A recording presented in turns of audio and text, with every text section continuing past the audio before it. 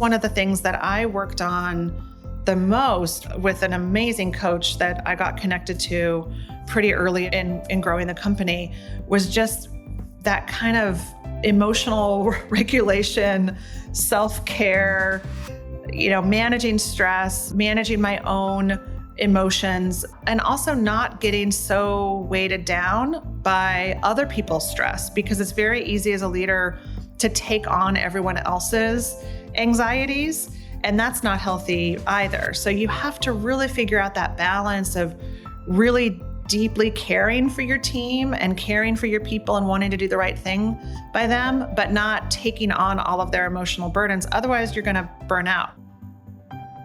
Hey there. Welcome to the Life and Leadership Podcast. I'm your host, Tegan Travato, founder and CEO of Bright Arrow Coaching. In this show, we dive deep into how leaders like you can turn business challenges into personal growth opportunities. Whether you're a seasoned executive or an aspiring leader, this podcast is your go-to resource for unlocking your full potential in both your professional and personal life. Join me as we hear from executives, experts, and innovators about their leadership journeys and learn how to develop better strategies and activate them for success. So if you're ready to fuel your journey to becoming an extraordinary leader who makes a lasting impact, you're in the right place. Let's dive in. In this episode, we're taking a closer look at the power of communication in driving engagement and business success. I'm thrilled to have Segal Benz with me today. She was previously the founder and CEO of a flourishing consulting firm. She merged her firm with another to form Segal Benz. She's now the Senior Vice President of Segal Benz, where she leads their communications practice. Jen has spent her career helping organizations connect with their people in ways that truly matter, turning communication into a tool for growth and innovation. We chat about how the right communication strategies can transform a company, the valuable lessons Jen has picked up on her unique leadership journey, and why creating a workplace rooted in trust, flexibility, and kindness is so essential. Jen also shares her experiences from leading through some pretty complex challenges, including how she successfully integrated her own business into a larger firm. She also shares some practical advice for leaders aiming to build thriving teams. Throughout our conversation, we touch on the key elements of effective leadership and how to improve communication efforts in any organization. Whether you're looking to sharpen your leadership skills or find fresh ways to engage your team, Jen's insights are sure to offer something valuable for your journey.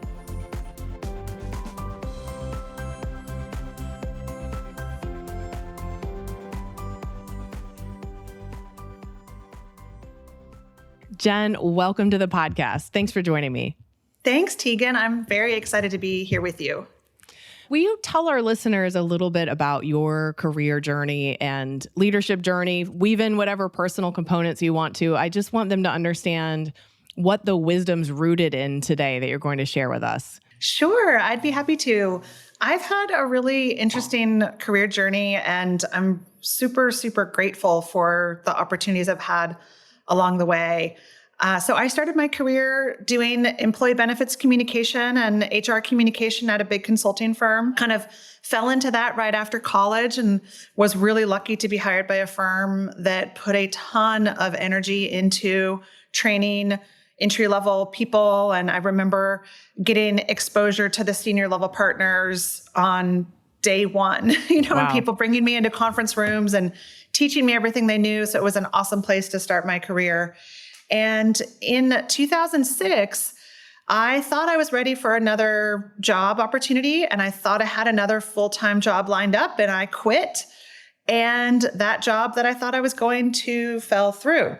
And before I could even really panic about that fully, an old colleague of mine said, "Oh, I have a project for you." And then an old client said, "I have a project for you." And pretty soon another former client said, "I want to work with you and let's make that happen." And so I ended up starting my own professional services business, somewhat not knowingly when I was very young, and was very lucky to partner with a fantastic woman named Isabel very early on. And we grew that business together to about 30 people. And then we sold the business in 2019 and joined Segal, where I am now. And Segal is an HR consulting firm. It actually is a lot like the firm that I joined when I was right out of college. We're about 1,100 people. We're privately held. We were really focused on our people and on doing great work for clients. And so it's been a good spot. So we joined, as I said, in 2019. It's been about 5.5 years now. And we successfully integrated our team into the communications practice there, grew that team, and it's actually worked. A lot of acquisitions don't work, but this has really worked. And I've been really lucky to be able to lead that team, hand off the leadership roles there to two fabulous women. And now I'm working on some firm-wide projects, and I've also been on Segal's board the last several years. So it's been a really amazing journey. As I said, I feel really grateful for the opportunities I've had along the way. Yes. I just read the other day that 70% of acquisitions are a disappointment or failure. So to be in that rare 30%, shout it from the rooftops, because we all need to remember that they do go well sometimes. So sometimes. That's great. Yeah.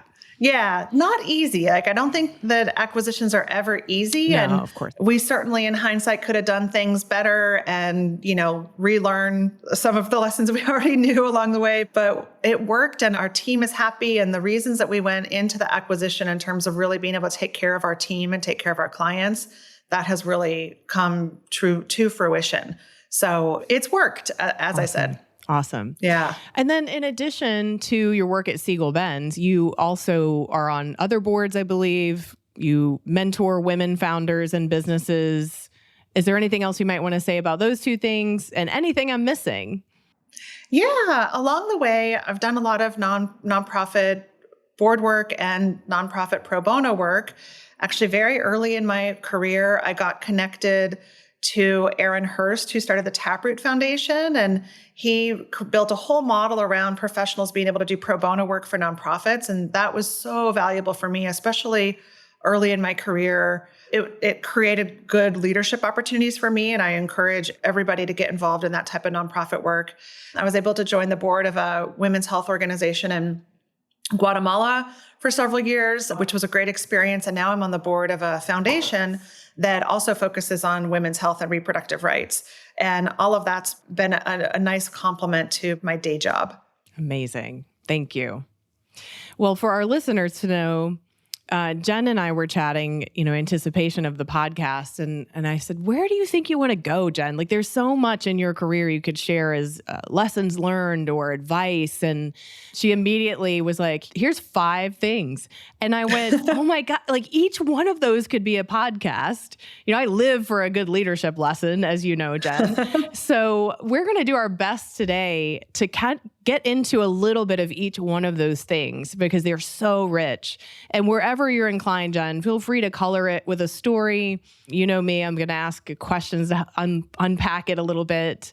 But let's start with the value of perception in leadership and really keeping perception in mind.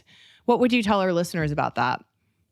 Yeah, this is one of the things that initially came to mind when we started talking about the podcast, and something that I learned fairly early on, but then I think I relearn it all the time. And that's just that as a leader, you have such completely different perceptions about the company, about the opportunities, about the risks than your team does. And you have to really understand that your view onto things is so different than the folks that you're working with.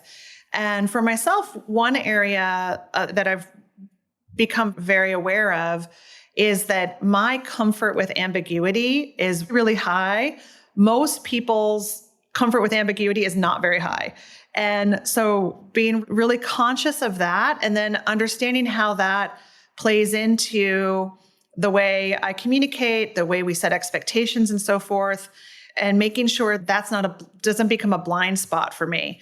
And especially the comfort with ambiguity and then the perception of risk. That I think that's another area where leaders have such different insights into the business, and you have to be really self-aware that the folks that you're working with don't have the same perceptions of risk, and they might actually see risk in completely different areas than you do. And of course, they don't have the same access to information as you do. So I think being really self-aware of those things and knowing kind of where your personal point of view, your personal perceptions fit relative to the folks you're working with is so important. How do you make sure you aren't losing sight of the other perceptions in the business for perhaps non-leaders or other employees? I think you have to have really clear feedback channels. And this is something that we talk about with our clients. When we're working with really large Fortune 500 organizations, really large higher ed institutions and so forth, you need a lot of feedback channels because people are going to have very different ways that they want to share information with you. So at a company level, you need to have a lot of feedback channels. But then I think within a team and within smaller internal teams, or if you have a small company like I did for many years, you have to figure out how to create an environment where people don't fear giving feedback. And I certainly was not as self-aware early on. And a part of what has made me successful as a leader is I had people on my team that were willing to say, Jen, this is where you need to do better, or this is where things aren't clear, or this is where you have unrealistic expectations. And that's been really crucial for me as a leader to have people surrounding me that are actually honest about that. But it's really hard. Like, you can't expect most people to be willing to tell their boss where they can improve. That's just not a typical cultural expectation. Even if you ask for feedback, even if you ask for feedback in a formal process like a 360, a lot of people are not going to feel comfortable being open and honest. So you have to create the channels and create the environment that allows it. Great. I will just echo that we see this with our senior leaders in the coaching, where sometimes employees will finally share in a 360 the things they haven't felt comfortable saying because it's anonymous. But there's so much risk to senior leaders when they don't seek that out. And we had an experience recently with a leader who was super beloved in their organization, and his behavior had changed lately. And he was blindsided by some really high risk feedback that if he had regular 360s every year, he may have been able to get in front of that before it became high risk to his career, right? So, as much as this is about also caring for our employees, it's sort of an act of care for ourselves as leaders in a way, right? To make sure we're understanding the perceptions because we care, so we can course correct if we need to. Yeah, absolutely. Absolutely. That's spot on. How about the need for stress and emotional management? And get as real and specific as you can with us, because I think this is one of those talk tracks we always hear in the executive space, right? Like, manage your stress, make sure, you're taking care of yourself, self-care, wellness. And the eye rolls are big when we talk about these things because it feels really unattainable. So what are your thoughts on this when it comes to what we should be thinking about as leaders? Yeah, I think this topic is so interesting because I think it's not realistic to not be stressed as a leader or just in our normal lives. Like, life is stressful, and it's not realistic to not have bad days, but the expectations for being in a leadership role are so much higher than for everybody else. And you have to really understand that your actions have an amplified impact on people. And, as I mentioned in the intro, I was very young when we started the business. I was 29. I did not have a lot of leadership experience. I knew how to work my butt off. I knew how to work really hard. And a lot of our success in those early years was because I was willing to put in as many hours as it took, no matter what, to get the job done. Well, you can't have that expectation of everybody else. And you can't have that expectation, the expectation that everyone is going to do things exactly the way that you do. So a lot of what I had to learn early on in growing the business was that I had to take care of myself. I had to manage my own stress and make my own expectations realistic. Otherwise, I was going to burn out the team, and also nobody was going to want to work with me. I was going to be miserable to work with. So you have to really figure that out. And if you're having a bad day, you have to be aware of it. I mean, I remember one time that I was in a meeting and I was just exhausted that day. And I totally snapped at one of the guys on our team who's been on our team for a long time. And I kind of caught myself in that moment, like, oh my gosh, like, I'm so sorry. I did not mean to come across that way. I'm having a really crappy day. I'm exhausted. I did not mean to say that. And to have that self-awareness as a leader is so important, because a little bit of a snappy comment or a little bit of a exhausted remark or, any of those kind of normal human emotions, the team is going to perceive them so differently. And you don't want to set the wrong expectations just because you're having a bad day. And this is one of the things that I worked on the most with an amazing coach that I got connected to pretty early in growing the company, was just that kind of emotional regulation, self-care, managing stress, managing my own emotions, and also not getting so weighted down by other people's stress, because it's very easy as a leader to take on everyone else's anxieties, and that's not healthy either. So you have to really figure out that balance of really deeply caring for your team and caring for your people and wanting to do the right thing by them, but not taking on all of their emotional burdens. Otherwise, you're going to burn out. Yeah. What I appreciate about your story there is that it models humility and humanness, because we are going to misstep. It is impossible not to. I've got my handful of stories where I've had to apologize for snapping or just not being as loving or kind as I like to be, right? So, and what I want our listeners to remember is that when you have positional power, which Jen does and did then, people make up stories that are fear-based about why you snapped at them. Like, it literally destabilizes their sense of security for themselves and sometimes their families. And we don't think about that, because to us, we're like, somebody had a bad day. But for someone that reports to us, they have to make up a story in order to cope with why that just happened. So, right. And even simple things like putting a check-in on someone's calendar can create fear for them. And I know this, I know I should never put a check-in on someone's calendar unless they explicitly know why that is. Or I say something like, quick check-in, good news. Do you have a minute to talk? I have some good news. You don't want people to have like a fearful response to you reaching out to them, but it's human nature.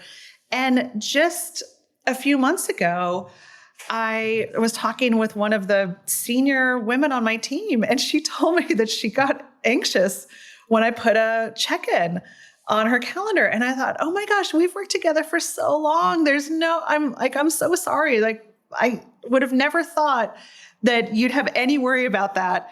And she said, I know, it's crazy, but that's where my brain went. It was, what am I in trouble for? So it's, even when you've worked with people for years and years, you can't get away from sometimes that human kind of fearful or anxious response to things. So you got to just work really hard to get that out of the way. Yeah, because it is so natural. That's the other thing we need to normalize. It is natural that this is how people react.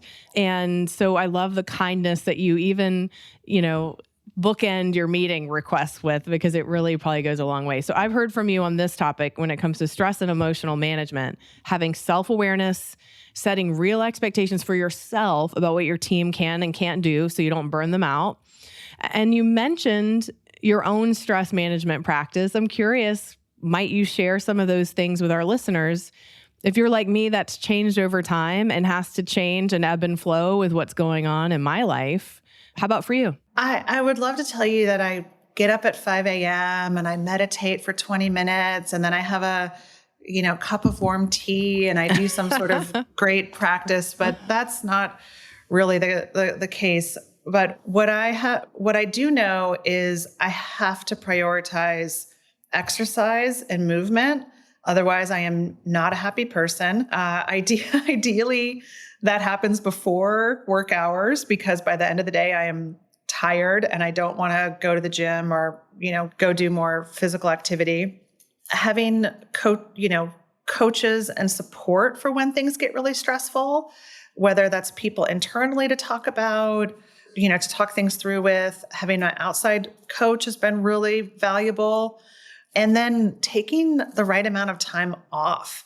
And I think that's not always easy as leaders, to take those breaks and to really separate from work, but it's so important. And as I mentioned early on, a lot of why our business was successful was because I worked all the time. And if it was an opportunity, I went after it. Early on, especially when we were trying to create credibility, anywhere that I could go speak at a conference, any opportunity to go meet with a client, I was on a plane.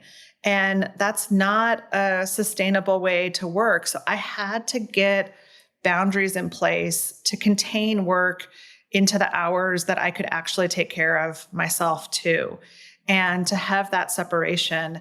And so I generally don't work on the weekends. A lot of people kind of let work spill completely into the weekends.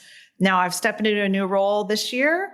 I have been working a lot more on the weekends this year than I have for a long time, because I want that space to actually think. But having those boundaries is really important. And then taking real time off, like actually taking time away from work, not having your cell phone or your email with you, is so important. And last year, when my husband and I went on our very delayed honeymoon, because we were supposed to do it originally in 2020, I took all of my work access off of my mobile phone.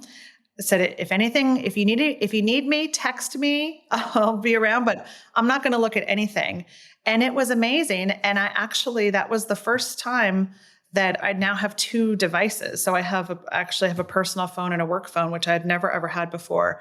And even that just little bit of additional physical separation has been really good for me, to have enough of that space that I can actually then go back to work and be really focused. What an interesting idea. That's great. Mm-hmm. Yeah, because a collection of minutes in a day, if you have that separate phone, gives you kind of a sliver of a life back, if we think about it like that. Yeah, it's interesting. There's something interesting too, just about the phone, because of course the phone that I look at when I first wake up, because of course all of us look at the phone when we first wake up, that just has my personal life on it. I have to walk across the apartment to get to the one that has my work life on it. So to me, that little bit of separation has been really helpful. It wouldn't have mattered 10 years ago, because I would have just, had the work device right next to me on the bed anyway. But for where I am right now, that little bit of extra separation has been valuable, just to let me have the real focus. And I think that our jobs require so much day-to-day in the weeds work and decision-making, but also you really need that time to be able to think and be strategic. And that's really hard when you're getting pinged by a ton of messages throughout the day. So figuring out how to carve that out is really valuable. Beautiful. Well, since you used the phrase decision making just now, I'm going to move us into our next topic. And the word ambiguity has probably been said 7 or 8 times already. So talk about the ability to make decisions in ambiguity in a time where that has amplified, especially since COVID. It is breathtaking, the amount of decisions that have to be made. Tell us about your experience with that and what leaders might think when it comes to making these decisions without a lot of information. Yeah. Well, I think it's important to remember that as a leader, your primary job is to make decisions. Like, that is the duty that has been put on your plate. And you have to be willing to make them even when you don't have all of the information. And I'm very intuitive, and I can make decisions. I can see the right path, even when there's only a little bit of data available. Other people are going to want all of the data and all of the information in front of them. You can't let the data or the lack of data paralyze you or prevent you from making a decision, because that's what your team expects of you. And one of my mentors said, your number one job as a leader is to make decisions. They don't always have to be the right decisions, but you need to make decisions, and you need to actually move things forward by helping your team make decisions. So I think that's so important. And one of the most important pieces of that is they don't always have to be right, but once you know they're not right, then you need to make a decision to change it. And I think that's where a lot of organizations go wrong. And a lot of people dig in, like they feel that their ego is at stake or their reputation is at stake to say this decision that we made is not the right one. Now we need to change course. But that's what business right now requires. You have to be willing to pivot, and you have to be willing to say, we thought we had all of the information and that this was the right path to go down. Now we've learned that it's not, and we're going to change course and do something different. And you're going to get more respect from your team to be real with that, because everyone knows that the path is the wrong course. Once you start going down that and it's not working, everybody knows, but it's your job as the leader to then make the decision to say, okay, we all know now this isn't the right next step. We're going to go in a different direction. So I think that's so important. It is. Do you have any tips on perception and reputation management? Because it is a real thing when we have gone down the wrong path, especially if we spend a lot of money doing it, a lot of resources. What are your thoughts on how we recover with our stakeholders when it comes to course correcting? I think what's really important is to get everyone aligned to start about why you're doing something. So not just the what, but the why. And get a broader group involved in helping inform or make the decisions, and not try to do things on your own as a leader. And this is something that I have definitely fallen into, and kind of a pattern that I had to break, from my own kind of personal background, is when things got really tough, I always felt like I was by myself. That, okay, now like it's the most stressful and I'm all alone, when really it's like it's the most stressful and you have this whole team around you. So I think leaders have to be collaborative, have to pull in the support and the guidance and the advice of others around them, be willing to disagree, be willing to have the good conversation about it, and then together move forward. So then when you need to course correct, you course correct together. None of us are leading on our own. That's impossible. And so really getting that environment where everyone feels like they can be part of the decision-making and then be part of informing whether or not that decision is working is really valuable. Yeah, wonderful. Thank you for that. I know you're really passionate about creating thriving workplaces, and you've alluded to some of your personal experience earlier in your career and continuing on with where you are now, where it is a focus to care for the people who support the business. Tell us about your passion there and what leaders need to know about what it really takes to create a thriving workplace. Yeah, I think this topic is so important, and we could talk about it for hours.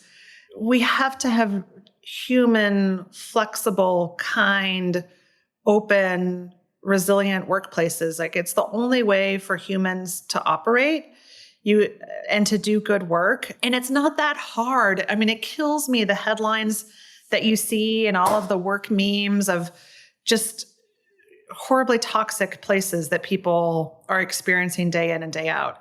It's not that hard to create a workplace where you're giving people trust and flexibility and so forth. And Segal being a place that's really focused on employees and really focused on people having long careers here is part of the reason that we felt comfortable bringing our team.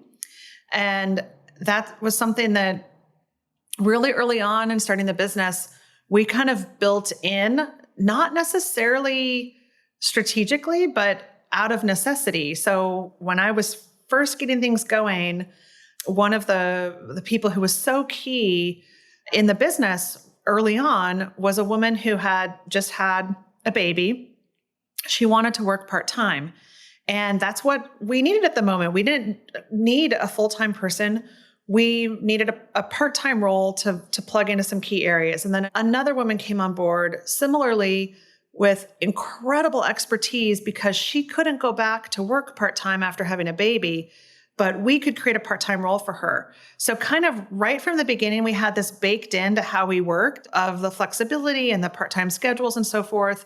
And as we grew, we tried to create that same type of flexibility for everybody. And that's been really critical to helping keep our key people and doing the work that we do. I mean, our work is creating really compelling employee communication material. So there's a lot of technical work that goes into that. There's a lot of creative work that goes into that. People need to be able to be present and focused and creative. And you can't do that if you're stressed and anxious. So having that flexibility kind of built in is really key. And I think if you create a workplace that's flexible enough for parents with young kids to be able to juggle everything, it's going to be flexible enough for everybody's life situations to be juggled, whether that's taking care of older parents or taking care of your own personal health need or needing to do something for your own well-being, like take a yoga class in the middle of the afternoon. You know, we're all so unique and we need work to make sense in the way it fits into people's lives. And so building in that flexibility, the trust, the kindness is really important. Love that. I was just talking with someone the other day about how I have not heard that. I'd be curious your take on this, given what you all do. I have not heard that most companies have increased their PTO policy or their sick time policy since COVID. And COVID is still, as someone who just had it last month, put me out for almost 2 weeks. I was not very useful for quite a while. And I think about people who have multiple children who they're all going to be sick for quite a while and miss school, and they're going to need a parent to be home with them. The parent themselves are going to be sick. When we think about the amount of sick time that a human needs access to now, it's ample, it's substantial compared to what's traditional. Have you seen the needle moving there and it comes to organizations who are taking good care of their people? I would not say that we've seen organizations increase their PTO or their paid time off. And part of that is the technical reason that when you have a lot of paid time off on the books, it has to, it becomes a liability on the balance sheet. A lot of organizations have moved to quote unlimited time off or non-accrued time off and kind of not really tracking PTO. And in some cases that works really well and it gives people a ton of flexibility. In other cases, people take off less time because it's not clear what the expectations are. And a lot of that comes down to the company culture. So I think that many organizations feel they've created more flexibility and more of a like, if you're sick, actually stay home, actually take care of yourself kind of mindset. But the policies and the benefits may not have actually changed. Hopefully just the practices have. But you're right. It's so easy to burn through all of your sick time or all of your time off without much of significance happening. And so there are, for people who are sick for a very long period of time, there are short-term disability policies and things like that. But this is, I think, where we see a lot more focus on family leave and caregiving leave. And a lot of organizations have put in more generous policies around taking care of other folks or needing to take time away to take care of your own health. The challenge, though, is there's still a lot in that gray area in between, like my kid is sick, I'm sick, but not sick enough to need to be on disability. There's just a lot of scenarios. And I think that's, again, where we just have to have really human and kind workplaces where people can talk about that and figure out the right approach. And you never know what's going to happen. I mean, gosh, breaking a bone, there's just so many things that get in the way of being able to show up to work. And that's especially true for folks that don't have computer-based jobs. The things that get in the way of healthcare workers getting to work or transit workers getting to work are even bigger. So it's a big thing for employers to solve. Yeah. Break down kindness for us at work. What does it take to have a kind culture? Yeah, there's a lot of components there. Just basic communication and treating people nicely. Kind of, you hear companies that have the no jerks policy, but I don't think that's enough, because you can be surface level kind and surface level nice, but not be creating structures that actually help people be successful. So I think you have to go pretty deep on that to make sure that people have clear expectations about their roles, that they have development opportunities, that they have mentoring opportunities. We've created a formal mentorship program, and we have almost a third of the company participating in that. Fantastic. That's a way. Wow. Yeah, it's awesome. And that's a way to have, to build those relationships and build those connections.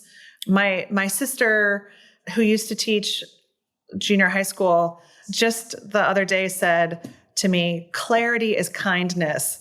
Yes, and we say that here. Yes. I love that. Yes. Clear expectations, clear communication about deadlines, teaching your team when there is an issue, how to resolve it, how to give people feedback in the moment. People really want feedback, and you have to build in systems and teach people how to give it to each other in the moment, not wait until the end of the year.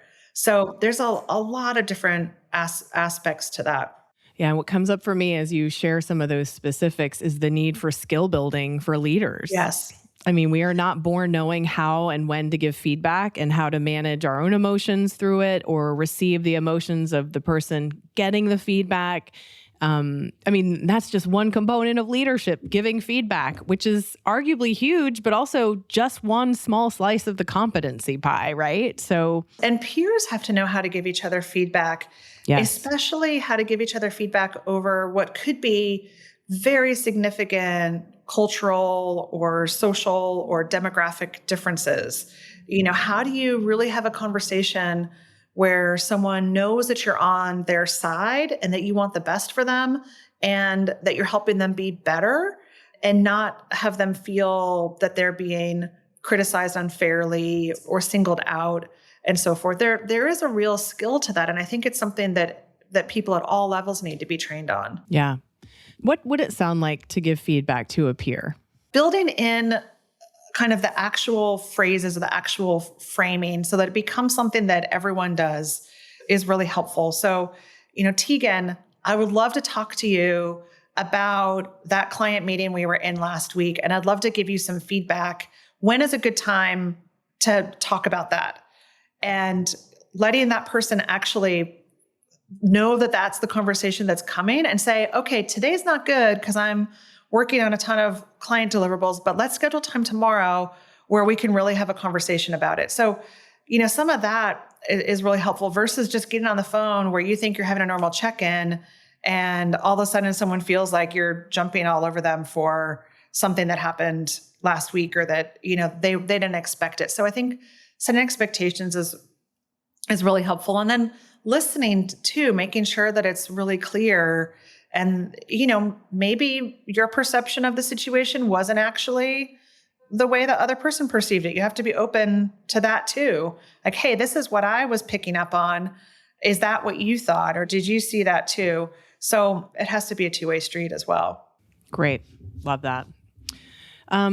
Talk about over the years how you've had to scale your expertise and knowing when you need to. Yeah, I think this is a really interesting topic, especially for founders or for anyone who's growing a business. You're not going to know how to do everything and to have the expertise on everything. So knowing when you need to bring in other voices or other leaders is really important. And there were several times when we were growing the business that was so key. First of all, very early on, I partnered with Isabel, who was my business partner of many years. And she and I had very complementary skill sets. And she had already run her own business for about 10 years. So she already knew so much of the ins and outs of running and managing a business that I didn't know. And so that was a very fortuitous partnership early on that allowed us to grow very fast and not make the first time mistakes. And she kind of joked, like, she made the mistakes in her first business, so we didn't have to repeat them. Of course, we made mistakes of our own, plenty of them. But that was really key because I don't have the operational mind. That's not my key area of expertise or key skill set. So that was really key. Then as we got bigger and we needed more structure and leadership on the team, we brought in a woman to be our CFO. And that was a key transition point where we needed that additional expertise to grow. We needed the structure. And she also became an internal coach for us and an internal kind of leadership voice that was very much needed. We brought in some folks with deeper people management expertise at some different points, technical expertise. So kind of knowing where you need to supplement your own skill set, I think, is really important. And then now that I'm in a larger organization, knowing how I can partner with other leaders who may see things differently or have a different point of view on things is really valuable. Yeah. Beautiful. Thank you for calling out that this is especially important for founders. Talking the other day with someone, because my history. I used to work inside of organizations in talent development and talent acquisition. So I'm no stranger to a job description or the need for skill development. I mean, it was literally what I did for a living for decades. And I appreciated that when I was wanting my next thing, until you get to a certain level of your career, it's pretty clear what you need to develop in order to be ready for the next thing. Like, you can find it written down somewhere most of the time.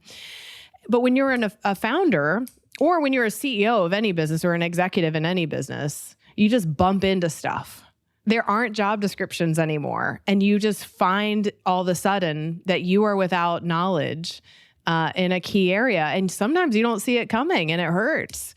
But I'm with you in that story of, we knew it was going to be time to have a COO a couple of years ago. We're so lucky to find Maggie, and that literally doubled our capacity. And she's so complementary to my brain and how it works. And then the pain of not having the right partners is expensive. Don't find the right people to partner with your business and play those functional roles for you, whether that's financial or legal or marketing. It costs you money and business. So that's another place that I think founders and executives who consume partnerships, right, as how they get their work done, bend to things and have to move quickly to rectify it and find the right expertise again. And it can be quite a journey. Absolutely. And the people who might be right at one size may or may not be the right fit as you grow. And there has to be a willingness to adapt and change as the business grows, or as the needs grow, as the team grows, and so forth. Yeah. Beautiful. Well, you have mentioned coaching several times. So it tells me you've been a consumer over the years of coaching. So tell us about your experience with coaching over the years, and what you've appreciated about it. Yeah, there is no way that I would have been able to do what I've done along the way without a lot of great mentors and very disciplined, very consistent coaching. I mean, I just think that coaching support as a leader is so critical. And I got that in a couple of different ways. One, from outside personal coaches who I worked with personally, and then one who worked with several people on our team, which was really valuable. And that's why, Tegan, when I first got to know you and your business and heard about the model you have of working with teams, I was like, oh my God, that's just so brilliant. I mean, that's what's needed. This coach, while I worked with her a lot personally, having that voice to kind of connect some of the things as a leadership team that we were working on was so powerful. And she provided a ton of support, for where I was running into roadblocks, where I was getting drained, being able to think about and create clarity on really what I wanted and the vision that I had for things. So that was so, so valuable. And then I mentioned our CFO, COO, Libby, was really an internal coach as well as her leadership role. So she had worked with several other professional services organizations. She had a lot more depth, especially as we were going through the acquisition. She was a tremendous coach for Isabel and I, having not gone through that before. So again, that kind of team leadership coach, and then having the kind of coaching built into the way you're working as a team is so important. And so there's just no way we would have had the success that we've had without some of those incredible coaches. Amazing. Thank you for sharing that. Well, as we're coming to a close today, I always like to just turn the mic over to you and say, if you had a room full of thousands of leaders, what advice would you give them in these times? I mean, you gave a ton of great ideas today, but in closing, what are a couple of things you'd say, go do this, go be this, go think about this? Yeah, we've touched on a lot of different topics. The thing I would say, and I have this conversation with our clients a lot because they're part of HR teams at big organizations, is people need good leaders and good workplaces now tremendously. I mean, there's so much uncertainty in the world. There's so much that's scary in the world right now. And to have organizations that really take care of their people, that create the right leadership opportunities, the right economic stability. I sometimes think we don't talk enough that the goal of the leader is to take care of the financial security of your people too.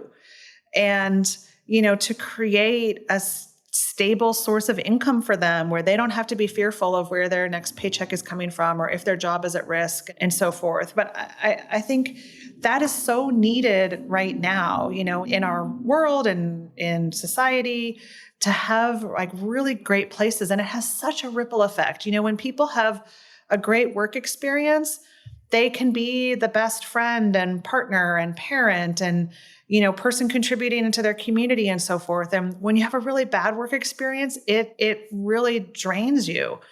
So I didn't know how hard it would be to build a great workplace, but also how rewarding it would be. And along the way, that has been one of the things that has been very personally rewarding to me, is to see when that is actually working and the impact that it has. So I think I would just say, that role of being a really good leader is so valuable right now and so needed. And take care of yourself so that you can really show up in the way that you need to for your people and your organization. Yeah.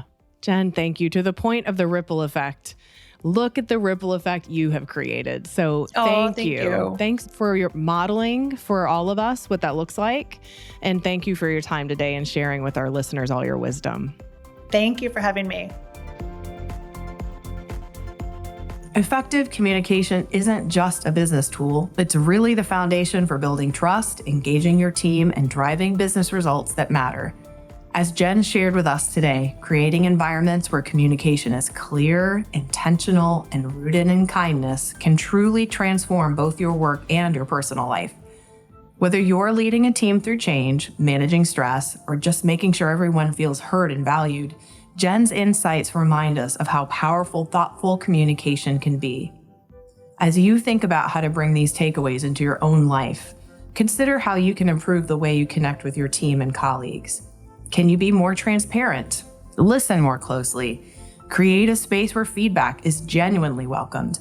By focusing on these areas, you can help build a culture that not only achieves business goals, but also boosts everyone's well-being and satisfaction. Remember, effective leadership really starts with how we connect with others. By prioritizing clear and compassionate communication, you can create stronger, more resilient teams that are ready to tackle any challenge. Thanks for joining us on this episode of the Life and Leadership Podcast. If you enjoyed our conversation, don't forget to subscribe on Apple Podcasts, Spotify, or YouTube Music, and share it with anyone who might benefit from it. We'll catch you in the next episode.